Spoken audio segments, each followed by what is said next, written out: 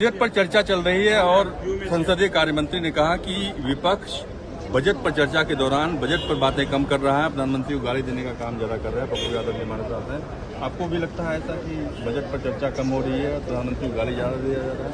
रोकिएगा बबूल, खाइएगा खाइए, टिट फॉर टैट। आप कल का विपक्ष समझ रहे हैं, मजबूत, सशक्त और वैचारिक विपक्ष, संघर्षशील विपक्ष।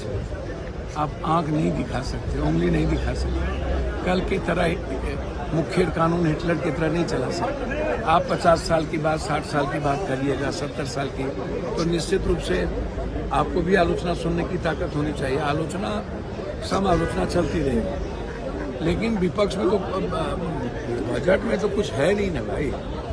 बजट तो समझिए कि आप अंतरिम बजट से बिहार के लिए काफी अच्छा बजट है। तो मैंने आपको पहले कह दिया, बिहार के लिए क्या समझ है। द्वारिकाधीश बन के ये गए थे तो विशेष राज की बात की थी, फिर प्राइम मिनिस्टर बन के गए तो 1.25 लाख करोड़ की बातचीत की, आप उठाकर मिलेंगे।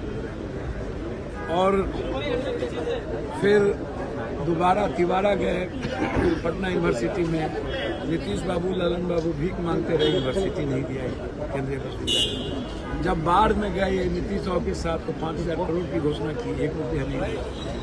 जब बाढ़ अनुमंडल ये गए तो उस वक्त फरक्का और कोसी रिहेबिलिटेशन की बात उठी, हाईडैम की बात उठी, आज तक 1 रुपया की चर्चा नहीं हुई।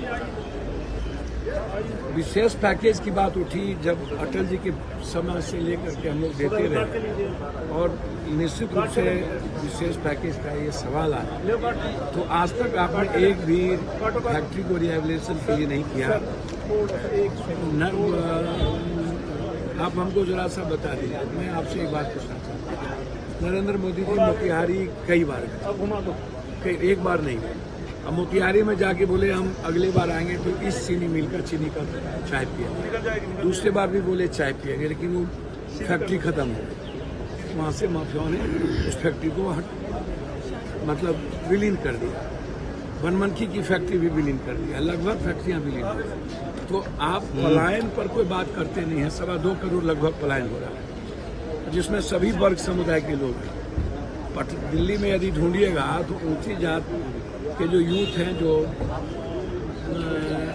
पढ़े लिखे भी हैं, वो यहाँ पर 8,000-9,000 की नौकरी ढूंढ रहे हैं। पलायन का मतलब मजदूरी नहीं है, या सीमांचल और कोसी ही नहीं है, तो उस पर आप चर्चा नहीं है, पैकेज पे चर्चा नहीं है, हाईडैम पे चर्चा नहीं है, इंफ्रास्ट्रक्चर पे चर्चा नहीं है।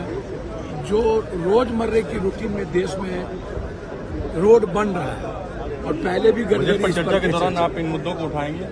सारे मुद्दे उठेंगे, आप देखते चलिएगा। ओबीसी के साथ जो तक धोखा हुआ है, आरक्षण पर जो हुआ है, हेल्थ पर कहीं कुछ नहीं है, एजुकेशन पे नहीं है, मनरेगा पर नहीं है, क्या कहते हैं वृद्धा पेंशन पर नहीं है, इस तरीके से छात्रवृत्ति पर नहीं है। कई सारी चीज़ें हैं जिस पर कुछ है ही नहीं, जो जिसको सारे मुद्दे निश्चित हो सकते हैं।